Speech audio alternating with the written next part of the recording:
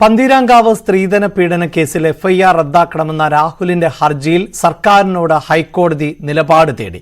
Case ഒത്തുതീർപ്പായി എന്ന് രാഹുൽ കോടതിയെ അറിയിച്ചതിനെ തുടർന്നാണ് കോടതി നോട്ടീസ് അയച്ചത്. വിവരങ്ങളുമായി ആജ്ഞ രവീന്ദ്രൻ ചേരുന്നുണ്ട്. ആജ്ഞ, വലിയ ആശയക്കുഴപ്പം ഉണ്ടാക്കിയ സംഭവമാണ്. കോടതിയിലേക്ക് എത്തുന്നതിനു മുമ്പ് തന്നെ പരാതിക്കാരി മൊഴിമാറ്റിയത് പോലീസിനെയും ഏറെ കുഴപ്പിച്ചിരുന്നു. എന്താണിപ്പോൾ ഈ കേസുമായി ബന്ധപ്പെട്ട ഏറ്റവും പുതിയ വിവരങ്ങൾ?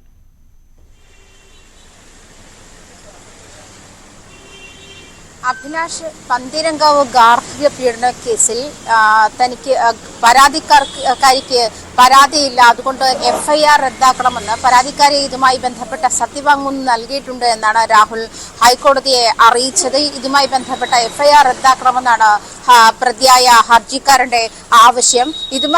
ഈ കേസ് പരിഗണിക്കവെയാണ് ഇന്ന് ഹൈക്കോടതി ഇതുമായി ബന്ധപ്പെട്ട ഹർജിക്ക് എഫ്ഐആർ റദ്ദാക്കാൻ എന്തൊക്കെ നടപടികൾ സ്വീകരിക്കണമെന്ന് അറിയിക്കാൻ സർക്കാരിനെയും പന്തീരങ്കാവ് SHOയെയും അതുപോലെ പരാതിക്കാരിക്കും നോട്ടീസ് അയച്ചിട്ടുണ്ട്. കഴിഞ്ഞ ദിവസങ്ങളിലായിട്ടാണ് പരാതിക്കാരി വീട്ടുകാരുടെ നിർബന്ധത്തെ തുടർന്നാണ് ഭർത്താവ് രാഹുലിനെതിരെ ഗാർഹിക പീഡനത്തിനുള്ള കേസ് ഫയൽ ചെയ്തത് എന്നുള്ള വെളിപ്പെടുത്തലുമായി യൂട്യൂബ് വീഡിയോയിലൂടെ രംഗത്തെത്തിയത്.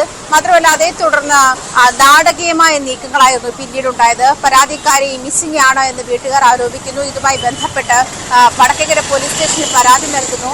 ഈ പരാതിക്കാരിയെ പെൺകുട്ടിയെ ടെക്നോ പാർക്കിലെ ജീവനക്കാരിയായിരുന്നതുകൊണ്ട് അത് കഴക്കൂട്ടം പോലീസിന് കൈമാറുന്നു. കഴക്കൂട്ടം പോലീസ് പിന്നീട് നടത്തിയ എൻക്വയറിയിലാണ് ഈ പെൺകുട്ടിയെ ഡൽഹിയിലാണെന്ന് കണ്ടെത്തിയത്.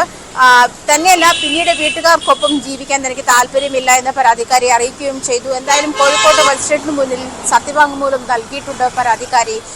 തന്റെ വീട്ടുകാരുടെ നിർബന്ധപ്രകാരമാണ് ഇങ്ങനെ രാഹുലിനെതിരെ ഗാർഹിക പീഡനത്തിന്, സ്ത്രീധന പീഡനത്തിന് താൻ കേസ് നൽകിയിരിക്കുന്നത്. തനിക്ക് പരാതിയില്ല എന്ന് മജിസ്ട്രേറ്റിനെ അറിയിച്ചിട്ടുണ്ട്. ഈ സത്യവാങ്മൂലത്തിന്റെ അടിസ്ഥാനത്തിലാണ് ഇപ്പോൾ പ്രതിയായ രാഹുൽ ഇത്തരത്തിൽ എഫ്ഐആർ റദ്ദാക്കണമെന്ന ആവശ്യമുന്നയിച്ച് ഹൈക്കോടതിയെ സമീപിച്ചത്. ഇക്കാര്യത്തിൽ സർക്കാരിനും പന്തീരങ്കാവ് CIക്കും അതുപോലെ തന്നെ പരാതിക്കാരിക്കും ഹൈക്കോടതി നോട്ടീസ് അയച്ചിട്ടുണ്ട്.